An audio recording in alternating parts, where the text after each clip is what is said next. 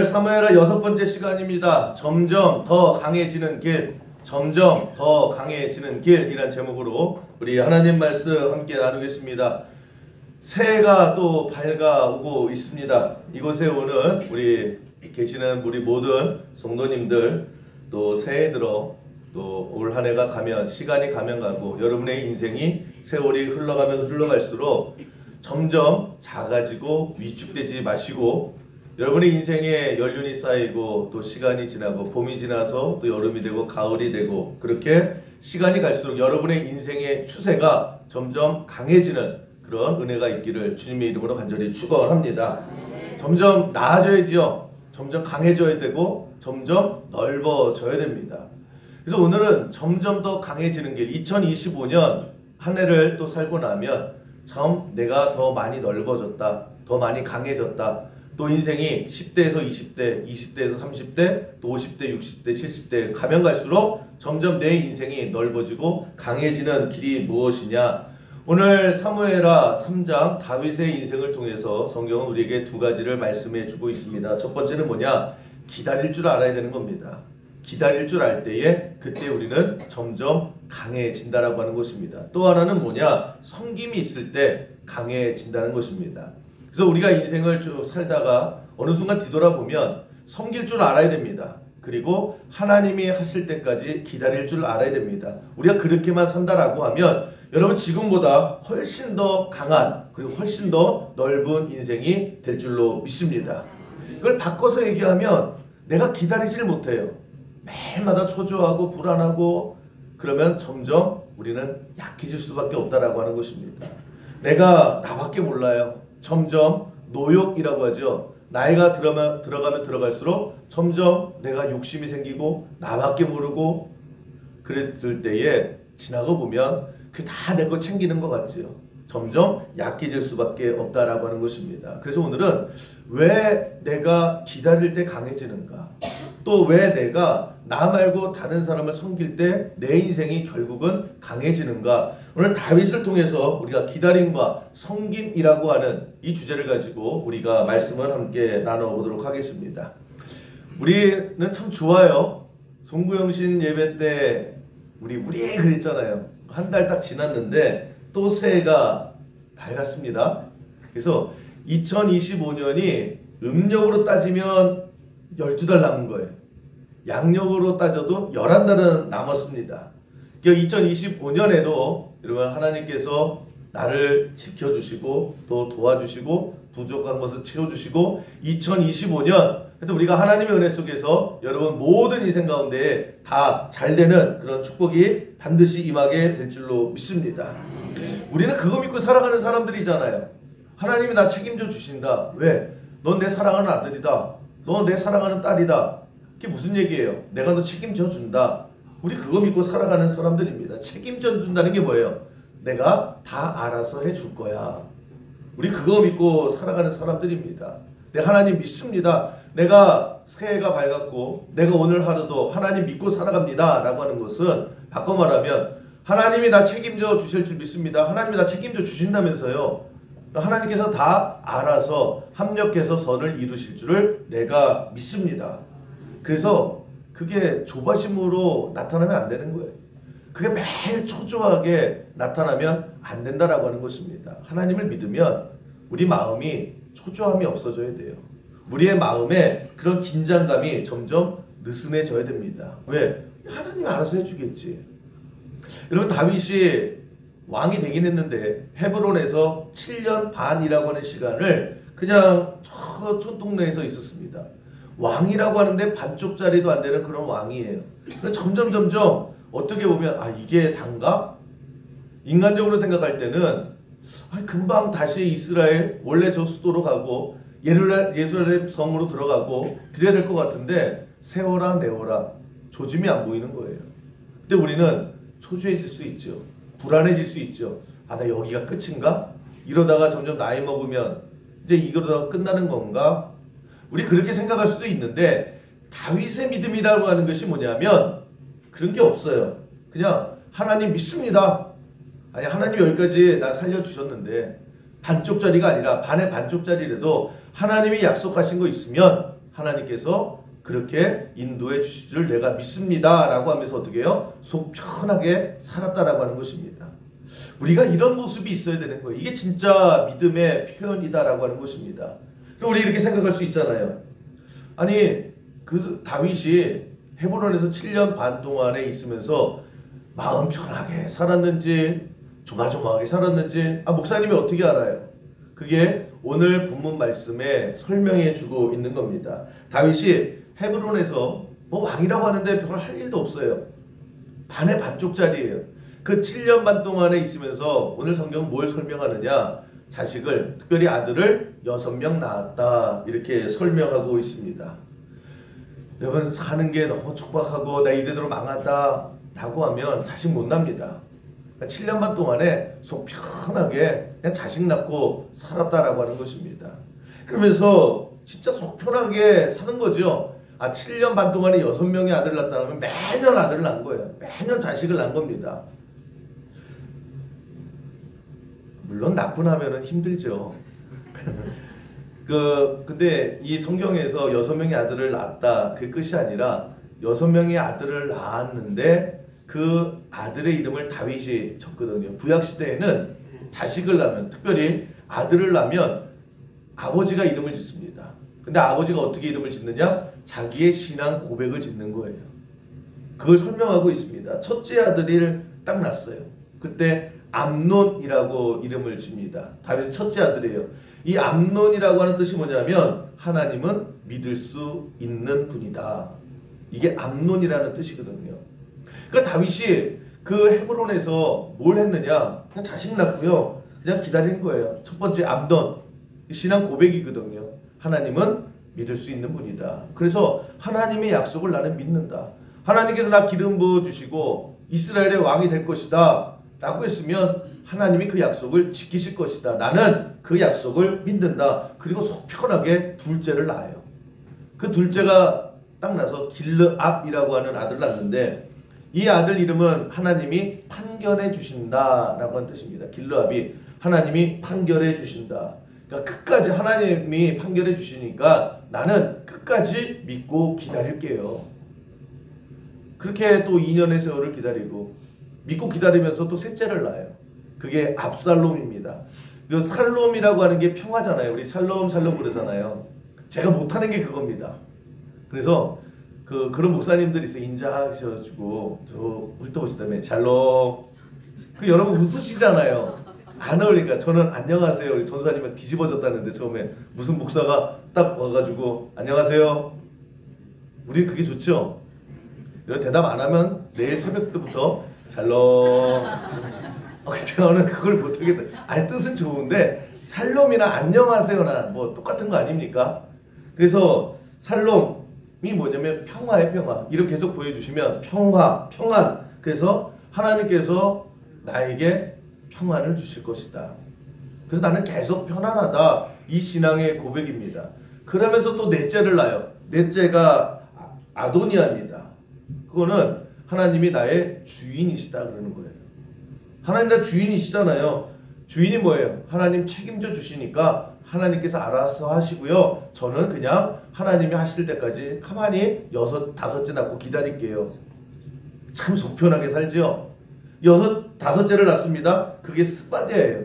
그것은 심판은 하나님이 하신다. 그러니까 하나님께서 다 주권을 갖고 계시니까 나는 뭐예요? 아니 심판은 하나님께서 하시고 일은 하나님께서 하시는 거니까 나는 계속 기다리고. 그리고 또 여섯째를 낳아요. 1년에 하나씩. 이 여섯째 이름이 이드르암입니다. 근데 이드르암은 무슨 뜻인지 몰라요. 이게 별칭으로 진 것 같은데 성경학자들도 이건 모르겠대요. 근데 같은 비슷한 뜻일 것이다. 뭐 이렇게. 그러니까 여섯째는 이름을 뭐 짱구야 뭐 이런 식으로 짓지 않습니까? 그래서 자기가 그냥 집안에 사는 애칭을 그냥 지었다 이렇게 생각을 합니다. 여러분 이 여섯 명의 아들을요 7년 반 동안에 낳습니다. 이 아들들의 이름이 당시에 다윗의 신앙의 고백이 나온 거거든요. 7년 반 동안에 뭘 했다는 거예요. 이 6명의 아들들의 공통적인 이름에서 나오는 그런 뿌리는 뭐냐? 그냥 나 하나님 믿어요 그러는 거예요. 나 하나님 믿어요.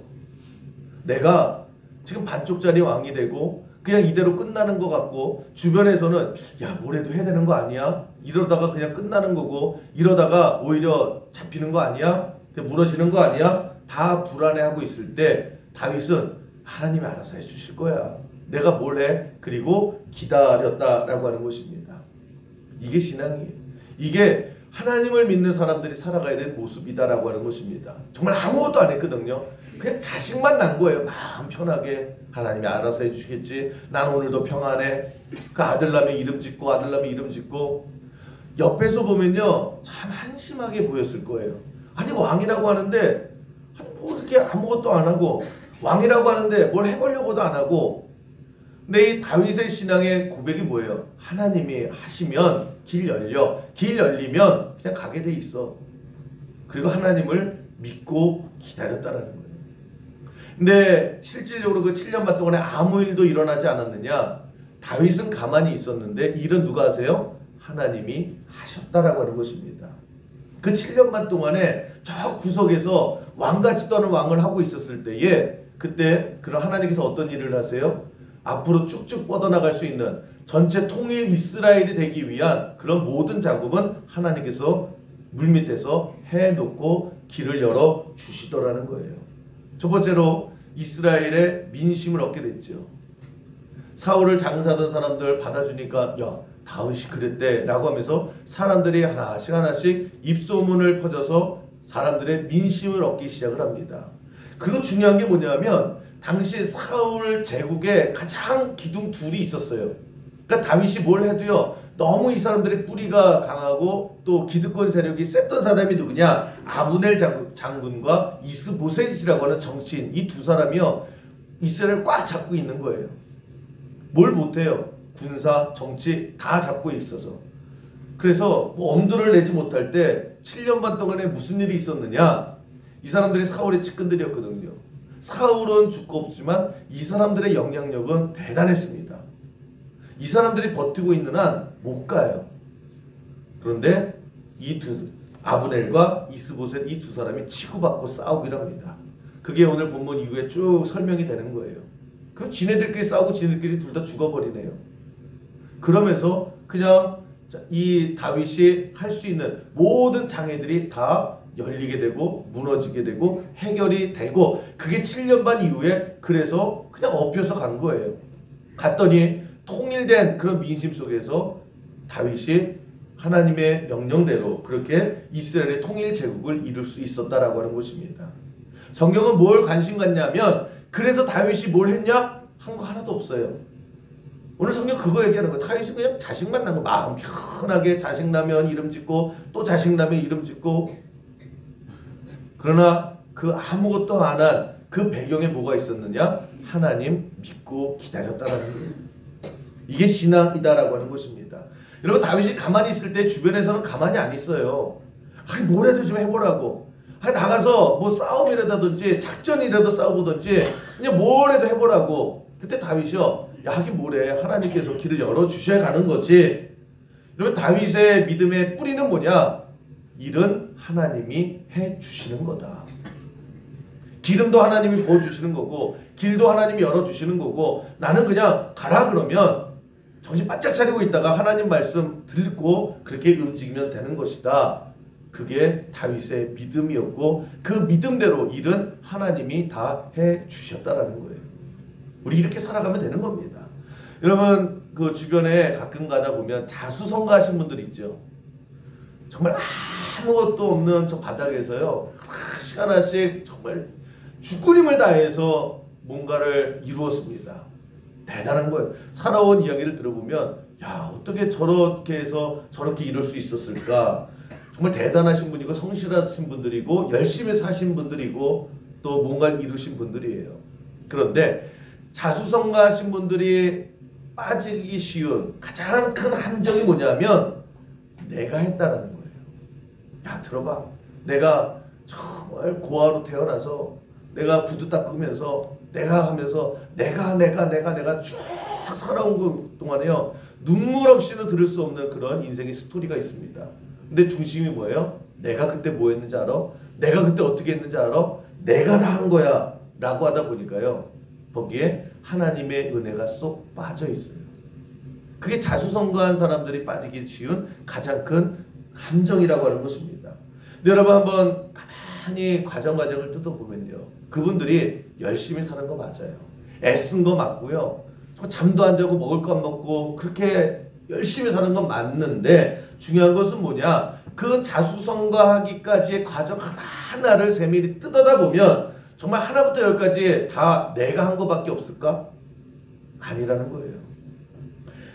하나님께서 타이밍을 잘 맞게 다 문을 열어놓고 기다리시고 그 타이밍이 마저 떨어진 거죠. 아무도 없을 때 사람 마음을 움직여서 나에게 보내주셔서 그 사람을 만나게 하시고, 또 뭔가 결제를 해야 될 때에 그 사람 마음을 나도 모르겠어요. 근데 나는 내가 열심히 하니까 저 사람이 나를 예쁘게 봐줘서 해줬나 보다. 뜯어보면요, 다 그 사람의 마음도 하나님이 역사해 주시는 거, 그런 것들이 얼마나 많은지 몰라요. 그런 하나님의 도우심, 하나님께서 깔아주신 그 배경 안에 내가 조금 노력하고 내가 수고하고 내가 애쓴 게 조금 들어간 거예요. 그래서 일이 됐는데 어느 순간에 내가 하다 보니까 그냥 다 내가 한 거예요. 하나님이 없었으면 안 됐던 일을, 그러나 그거를 놓칠 때가 너무나 많이 있다라고 하는 것입니다. 그럼 신앙이라고 하는 것이 뭐냐? 하나님이 도와주신 거예요. 거기에 내가 숟가락 얹은 거예요. 정말 내가 다 했습니까? 정말 내가 다 해결했습니까? 시대가 도와줬고 환경이 도와줬고 사람이 도와줬고 그 모든 것들을 움직인 것은 하나님이 해주셨기 때문입니다 라고 하는 신앙의 고백이 반드시 있어야 되는 거예요. 그 신앙의 고백 위에 우리가 앞으로 어떻게 살아가야 되느냐, 그래서 앞으로도 하나님께서 나를 도와주실 거예요. 그게 다윗의 신앙이에요. 내가 힘이 세서 곰을 이겼습니까? 내가 사자를 이길 수 있을 만큼의 능력이 있었습니까? 하나님이 도와주셔서 내가 사자를 이긴 거고, 내가 열심히 도망간다고 어떻게 안 잡혀요? 하나님께서 갈 길을 열어주셔서 내가 목숨 건진 게 얼마 한둘이냐? 쭉 도보니까 다 하나님이 해주신 거고 나는 거기에 숟가락만 얹은 겁니다. 이 신앙의 고백이 있었기 때문에 다윗은 뭐라고 고백하는 거예요? 앞으로도 하나님이 나를 지켜주실 거야. 앞으로도 하나님께서 나에게 가장 좋은 것을 해주실 거야. 여러분, 우리가 그거 믿고 살아가는 사람들입니다. 내가 한 거 아니에요. 앞으로도 내가 살아가는 거 아니에요. 하나님께서 지금처럼 또 내가 알게 모르게 수만 가지를 움직여서 우리의 한 발 한 발을 안전하게 지켜주실 줄 믿습니다. 그래서 조바심 되지 않으셔도 되는 거예요. 그래서 걱정하지 말래요. 그래서 염려하지 말고요, 그냥 믿고 다윗처럼 할 거 없으면, 여러분 우리 교회 학교를 좀 살려주세요. 지금도 여러분 늦지 않았습니다. 아니 아브라함도 100세에 유아실로 보냈잖아요. 그러니까 여러분 마음 툭 놓고요, 그냥 우리 수영교회 교회 학교 좀 생각해 주세요. 그렇게 살아가는 겁니다. 조바심 없잖아요. 그런데 그렇게 기다릴 줄 알았고 그렇게 믿고 있었던 다윗의 인생이 점점 강해지더라는 거예요. 그게 신앙입니다. 여러분 요즘에는 큰 그 바위를 뭐 채석장 같은 데서 깨지 않습니까? 근데 다이너마이트가 되게 좋아요. 그래서 한 다음에 빵 하고 터뜨리면은 조각조각 나서 그거 갖고 이제 채석장에서 하는데, 그 옛날에 다이너마이트가 없었을 때는 재래식 방법으로 큰 바위 위에 있는 바위선을 돌을 하나씩 쪼갰습니다. 근데 그게 안 쪼개지잖아요. 재래식 방법이 뭐냐면 큰 바위가 산만한 바위예요. 그거 어떻게 깨요 사람이? 그 보니까 줄을 쭉 긋습니다. 여기서 저기까지 줄을 쫙 거요. 까만 슬로그로 거요. 그 다음에 한 15cm 간격으로 조그맣게 정을 냅니다. 정을 내요. 구멍을 조금 내요. 그리고 거기다가 참나무 쐐기를 박습니다. 뭐 요만한 거예요. 요만한 거를 조금씩 15cm 간격으로 쭉 박아놔요. 그리고 거기다 뭘 하느냐? 거기다가 그 참나무 쐐기에다가요 물을 붓더라고요. 물을 부으면 나무가 이렇게 불잖아요. 그러다가 이것도 마르면 다시 쪼그라들어요. 그럼 쭉 다시 물을 주전자로 이렇게 붓습니다. 그럼 젖었다가 또 마르고 젖었다 마르고, 이거를 계속해서 반복하는 거예요. 그럼 도대체 저거 뭘 하나 그러죠. 꾸준하게 그냥 물 붓고 기다리고 물 붓고 기다리고 물 붓고 기다리고 그러다가 어느 순간에 쩍쩍쩍쩍 소리가 나더라고요. 그리고 큰 산만한 바위가 쫙 소리가 나고 쫙 갈라집니다. 되게 신기해요. 여러분들도 그 유튜브나 이런 데 있으면 한번 찾아보세요. 재래식 바위 깨는 법에서 이렇게 나오더라고요. 그러면 그 어마어마한 그 바위가요 쫙쫙 소리하면서요 웅장하게 딱 갈라져요. 그걸 바라보면서 아 저게 믿음 생활이구나. 그렇지 않습니까? 그냥 물 구멍 내고 물 붓고 구멍 내고 물 붓고 아무 일도 안 일어날 것 같아요. 우리가 그렇죠. 매일매일 새벽 기도해야 됩니다. 또 주일이면 주일 예배 오세요. 예배 드리는 거 일주일 만에 정말 열심히 드립시오. 그 우리가 계속해서 반복하는데 그런 것 같아요. 하라니까 하는데 아무 일도 일어나지 않고 이게 뭐 이거 한다고 달라질까? 그런데 여러분 그거 하는 거예요. 참나무에 세게 받고 물 붓고 또 마르면 또 물 붓고 우리가 새벽마다 예배드리고 주일에는 또 예배 와서 또 와서 주일 예배드리고 그것이 계속적으로 반복하면서 기다릴 때에 여러분 앞에 놓여져 있던 그 엄청나게 엄두도 안 났던 여러분 장애의 그런 바위들이 쩍쩍하면서 갈라지는 역사가 반드시 임하게 될 줄로 믿습니다. 그 기다림이 있어야 되는 거예요. 답답하지요? 초조하지요? 암담하지요? 이게 뭔가 싶을 거예요. 그런데 그렇게 물 붓고 기다릴 때 뭐예요? 하나님 믿는 거예요. 여러분 하나님 믿고 사시면 됩니다. 하나님께서 또 2025년뿐만이 아니라 앞으로도 하나님 나 지켜주실 줄 믿습니다. 하나님께서 일 다 해놓으시면 길 쫙 깔아놓으시면 나는 그 길 그냥 가겠습니다. 그래서 난 기다릴게요 라고 하면서 나아갈 때에 여러분 그렇게 살아가는 인생이 점점 강력한 하나님의 역사를 보게 될 줄로 믿습니다. 그러니까 기다림이에요. 믿음이에요. 걱정 좀 하지 마세요. 염려 좀 하지 마시고 그냥 그 참나무 요만한 것들이 뭘 이게 큰 바위를 가를까? 가르는 거예요.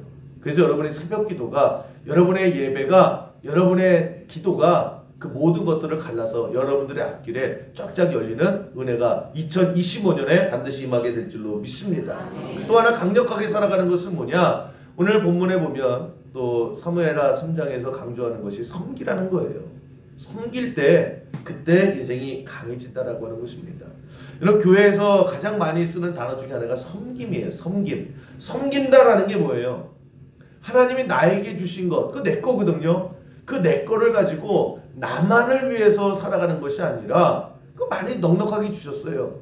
그랬을 때에 남을 위해서 쓸 줄 아는 것, 남을 살리는데 쓸 줄 아는 것, 남을 편안하게 할 줄 아는데 쓰는 것, 그것을 섬김이다 이렇게 얘기를 합니다. 그러니까 내 거 맞아요. 하나님이 나에게 주신 거 맞아요. 근데 이 내 거를 가지고요 다른 사람을 이렇게 세워주고 다른 사람을 편안하게 해주고 다른 사람의 길을 열어주는 것, 이것을 섬김이다 이렇게 얘기를 하는데 그런 섬김 속에 하나님께서 주시는 강력한 더 많은 은혜가 임하게 되더라는 것입니다. 여러분 사무엘상 23장에 보면 이제 다윗에게 군사가 한 300~400명 모이게 됐어요. 옛날에 비해서는 야 이제 좀 살만하죠. 나는 나 자신을 지킬 수 있을 정도의 군사가 된 거예요. 그랬을 때에 그일라 사람들이 그 아말렉에게 굉장히 고통당하고 쑥대밭이 된 거예요. 그래서 막 와서 도와달라고 그러죠. 그랬을 때 다윗이 도와줘요. 그게 섬김이다. 성경은 이렇게 얘기합니다. 왜? 내 힘 가지고 나 지키고 살아가면 돼요. 근데 내 힘 가지고 나를 지킬 수 있는데 그 힘을 가지고 옆에 죽어가는 그 그일라 사람들을 위해서 내가 도와줍니다. 그런 거예요. 섬김이. 그랬을 때 도와주러 가는데 사막 한가운데에 그 애굽 소년이 하나 쓰러져 있어요. 다윗이 가다가 불쌍하잖아요. 그래서 물 주고 먹을 거 줘서 살려냅니다. 그랬더니 이 소년이 그 아말렉에서 도망친 소년이에요. 그래서 아말렉이 지금 어디 있는지 그리고 지금 뭘 준비하는지 어떻게 뭐 싸워왔는지를 쭉 설명을 해줍니다. 다윗이 앉아서 그 작전 계획을 다 본 거예요. 저 아말렉이 여기 숨어 있냐? 몰랐네. 그럼 우린 뒤로 가가지고 치면 되겠네. 그 소년 하나 살려주고요. 그 고급 정보를 얻어서 정말 하나의 피해도 없이요. 다 전쟁에서 승리해 버리더라는 것입니다. 섬김이라는 게 그거예요. 내 힘을 가지고 야 너도 니네 힘 길러서 니네가 살아. 그것이 아니라 내 힘, 나를 지킬 수 있는 내 힘이에요. 하나님께 주신 힘을 가지고 다른 사람을 도와주고 다른 사람을 도와주러 가는 길에 죽어가는 그 소년을 또 살려줬어요. 그랬더니 그것들이 하나씩 하나씩 모여서 그 아말렉과의 전쟁에서 그냥 손 안 대고 코 푸는 그런 역사가 임하게 되더라는 겁니다. 그게 섬김의 결과라는 거예요. 이런 아둘람굴도 마찬가지 아닙니까? 다윗이 아둘람굴을 발견해서 야 여기는 진짜 쫓기지 않고 잘 숨어 있을 수 있겠구나. 그랬더니 사람들이 거기 몰려들잖아요. 그때에 다윗이 그 사람들을 품어주고 그 사람들과 함께 있지 않습니까? 섬겨주잖아요. 지켜주잖아요. 그랬을 때에 그 아둘람굴에 모였던 그 패배자들, 그렇게 도망자들, 그 사람들이 죽을 때까지 다윗에 충성하는 체가 이스라엘의 군대가 되더라고 하는 것입니다. 성경에서 얘기하는 게 뭐예요? 내 힘 가지고 나가 혼자 살아도 돼요. 그런데 그 힘 가지고 불쌍한 사람, 그 힘 가지고 당장 죽어가는 사람, 그 사람들을 가지고 내 힘 가지고 도와줄 수 있을 때 그때 더 와일드해지고 더 넓어지고 더 강력해지더라고 하는 것입니다. 나에게 그 바가지 한 물이 있어요. 그 바가지 한 물을 펌프에 넣었을 때, 펌프질에 했을 때 그때 물이 쭉쭉 올라오지요. 섬기렴이라고 하는 것이 그거예요. 그 바가지 한 물 가지고요 내가 하루를 버틸 수 있어요. 그런데 그것을 펌프에 넣었을 때 그때 물이 쭉쭉 뻗어 올라오게 되는 것. 하나님께서 우리에게 주시는 것들이 있어요. 지위가 될 수도 있고 물질이 될 수도 있고 건강이 될 수도 있고 관계가 될 수도 있고 내가 나를 지킬 수 있고 내가 할 수 있는 그것을 가지고 우리가 섬기고 쓸 줄 알 때에 그때 하나님께서 주시는 강력한 더 큰 은혜가 반드시 임하게 된다라고 하는 것입니다. 그렇게 살아갈 때 여러분 우리가 더 강해지는 거예요. 나만 내거 점점 줄어들어요. 점점 약해진다라는 거예요. 위해 줄 줄 알고 또 보살펴 줄 줄 알고 세워줄 줄 알고 또 살려줄 줄 아는 그런 마음에서 하나님께서 더 많은 것들을 우리에게 채워주시고 결국에는 다윗을 통해서 다윗이 참 많이 섬겼습니다. 그 섬김을 통해서 오히려 다윗이 점점 더 강해지더라는 거예요. 아브라함이 그렇지 않습니까? 내가 복을 받았어요. 내 복 갖고 내가 죽을 때까지 살 수 있을 만큼 내가 잘 이루었습니다. 그런데 그걸 가지고 섬겼잖아요. 그랬더니 어떻게 됩니까? 복의 근원이 되더라는 거예요. 우리 그렇게까지 점점 강해져야 돼요. 내가 이만큼 살았으니까 내가 죽을 때까지 이것만 가지고 있어야 되겠지. 그게 누가복음에 나오는 어리석은 부자 아닙니까? 야 내가 이만큼이 됐어. 내가 이제 내 거 갖고 나만 살 거야. 창고 잘 짓고. 하나님께서 그러시잖아요. 야 너 오늘 내가 데려가면 너 저때까지 뭐하고 산 거냐? 그 바보 아니냐? 그러시는 거잖아요. 우리가 하나님께서 나를 살려주셨잖아요. 내가 구원받은 하나님의 백성 아닙니까? 그러면 내 인생은 나도 마찬가지예요. 내가 가진 거 그거 가지고요. 나도 살지만 너도 같이 살자. 이 마음으로 열리게 살아가는 것 이것이 섬김이고 참 신기한 게 그 섬김의 결과는 결국 나에게 복이 되더라는 거예요. 여러분 2003년에 개봉된 시비스킷이라고 하는 그 영화가 있습니다. 1938년 그 미국의 경제 대공황이 이루어졌을 때 일어났던 실제 일을 그 영화한 거예요. 말 이야기입니다. 말 경주말 이야기인데 그 시비스킷이 그 저 말입니다. 말 이름인데 저 말이 사연이 있어요. 딱 봐서 혈통이 좋아요. 그래서 아 얘는 경주마로 좀 키워야 되겠다라고 해서 이제 마주라고 그러죠. 말 주인이 삽니다. 근데 얘가 한 성깔을 하는 거예요.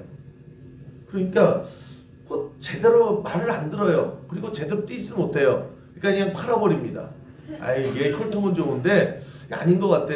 몇 번의 그 말의 주인이 바뀌면서요. 그래서 어떻게 하냐면 너 말 안 들어? 그리고 계속 채찍질해요.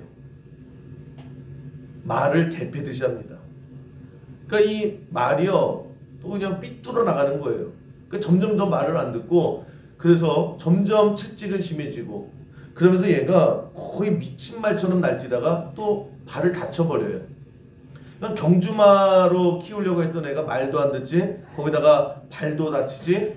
그러니까 이제 마지막 마주가 아유 이거 이제 안락사 시켜서 그냥 죽여야 되겠다 라고 하는 지경까지 이릅니다. 그러니까 인생 끝난 인생은 사람이니까 마생 끝난 그런 말이죠. 이제 안락사 시키려고 준비하고 있을 때 폴라드라고 하는 저 말 기수, 저 말 탄 사람이 폴라드라고 하는 사람인데 저 기수를 만나게 됩니다. 그리고 스미스라고 하는 말 조련사를 이제 만나게 돼요. 그러니까 이 사람과 말이 만나서 의기투합해서 이제 인생 역전을 이루는 그런 이야기가 실제 있었던 일입니다. 그 영화인데 저 기수, 이 폴라드라고 하는 저 기수도 사연이 구구절절해요. 그냥 너무 없는 집에서 살았고 배우지도 못하고 말 타는 기술 하나 배웠는데 그 경제 대공황 상황이라 또 경마도 많이 없어요. 그래서 집이 너무너무 가난하니까 경주가 있을 때는 기수로 살다가 없을 때가 더 많잖아요. 그때 뭐 돈을 못 보니까 권투 도장에 갑니다. 권투 도장에 가면 뭐 지금도 있는지 모르겠는데 그 돈을 받아요. 일당을 받으면 그날은 계속 샌드백처럼 맞아주는 역할을 하는 거예요. 그러니까 뭐 이거 끝나고 나면 만신창이가 돼서 오는 겁니다. 내일도 말 탈 계획이 없다 그러면 또 도장 가가지고 그냥 맞아주는 거예요. 맞아주고 돈 타서 그거 갖고 밥 먹고. 그러니까 인생이 참 암울하지요. 그러다가 어느 때 또 뭐 경기가 없어서 그 권투 도장에 갔는데 돈을 받고 또 맞아줍니다. 근데 잘못 맞아서 눈이 실명이 돼버려요. 근데 이 기수가 눈이 한쪽 눈이 실명이 된 거는 거의 사형 선고와 마찬가지입니다. 그러니까 한쪽 눈이 안 보이면 균형 간격, 거리 감각이 사라지거든요. 그러니까 이 기수에 있어서는 이게 굉장히 중요한 거예요. 내가 지금 어느 거리에 어느 정도 평균이 있어서 막 달려야 되는데 한쪽 눈밖에 없으니까 이 기수로서는 이제 생명이 끝난 겁니다. 그런 상황 속에서 저 시비스켓이라고 하는 말을 만나게 된 거예요. 그 루저와 루저들이 만난 거죠. 거기다가 이제 말 조련사가 또 등장을 하게 됩니다. 톰 스미스라고 하는 그 조련사, 이 사람도 또 사연이 또 많아요. 그 인디안 후손입니다. 그래서 사람들에게 인디안들 말 잘 타는데 그래서 말 타는 그런 말 조련하는 기술이 많을 거야 라고 해서 사람들이 이제 말 마주들이 이제 불러요. 근데 참 특이한 게 뭐냐면 정말 인디안의 후손인 게 뭐냐면 말은 절대 채찍질하면 안 됩니다 그래요. 아 채찍질해 으랴 이제 막 달리잖아요. 절대 말은 채찍질하면 안 됩니다. 그러면서 뭐라고 얘기했냐면 말은 자기가 말이라고 하는 것을 인식하게 될 때 그때부터 달리기 시작을 합니다. 불 뜯는 것 같죠? 아니 경주마 그 주인 입장에서는 이게 무슨 불 뜯는 소리예요. 얘를 막 다근질하고 뭘 하든지 그냥 번개처럼 달리는 애를 훈련을 시켜야 되는데 말은 채찍질하면 안 되고요. 말이 지가 말인 거를 깨닫게 해줘야 된대요. 뭐 철학 선생이냐? 그러면서 답답하니까 그냥 해고당하고 그래서 이 말 조련사인데 어디도 불러주는 사람이 없는 그 실업자가 된 거예요. 이 셋이 이제 모이게 된 겁니다. 말인데 미쳐 날뛰다가 다리 다쳐서 안락사 직전에 있는 말. 기수긴 한데 한쪽 눈이 실명돼서 거리 감각이 없는 기수. 조련사라고 하는데 철학 선생님처럼 말은요 말로 해서야 된다고. 뭐 이런 그래서 어디도 불러주지 않는 이 셋이 어떻게 보면 세상 루저 셋 아닙니까? 이 루저 셋이 만나서 이제 의기투합을 해가지고 이제 시비스켓이 싫어합니다. 그래서 메이저 대회 부연승을 하게 되고 신기록 제조기가 됩니다. 가장 위대한 말로 등극을 하게 되는데 뭐 과정 쭉 여러분 한번 그 연휴 때 이렇게 뭐 찾아보면 있으실 거예요. 한번 이렇게 보세요. 그러면 그 이제 경기에 나가거든요. 그때 이 시비스켓이 얘가 막 두려워해요. 말인데 못 달려요. 그러면서 옛날 생각 뭐 채찍질하고 상처받은 것들이 있어서 경주까지 잘해서 잘 달릴 것 같은데 막상 시작 그랬더니 다른 경주마들은 그냥 막 다 달리는데 얘는요 그냥 하면서 막 달려요. 한참 뒤처집니다.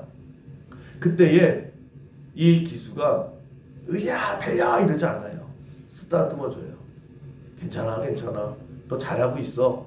괜찮아 야 우승이 아니라 야 우리 끝까지 한번 가볼까? 말에게 말을 걸어요. 웃으세요?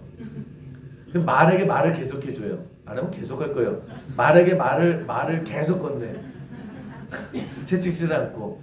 근데요, 참 이 말이요, 그 말을 알아들어요. 그래서 갑자기 힘을 내기 시작을 합니다. 맨 저쪽 그러면 이 말들이요 기본 다 비슷비슷하잖아요. 그 들어올 때 0.1초 뭐 이 차이로 하는 거예요. 그렇게 크게 차이가 안 납니다. 이미 끝난 거예요. 그런데 괜찮아 잘하고 있어. 얘가 말을 알아들으니까요 달리기 시작을 하는데 압도적인 1등을 해버립니다. 그 대회에서부터 9연승을 하는 거예요. 메이저 대회 모든 기록을 다 깨버리고 우승을 하게 됩니다. 그런 영화인데 보세요. 섬겨주는 거 아닙니까? 그러면 사람이 열린 마음을 가지고 그냥 말의 길을 살려주잖아요. 이 말도 그렇게 섬겨줄 때에 그런 역사가 일어나더라는 겁니다.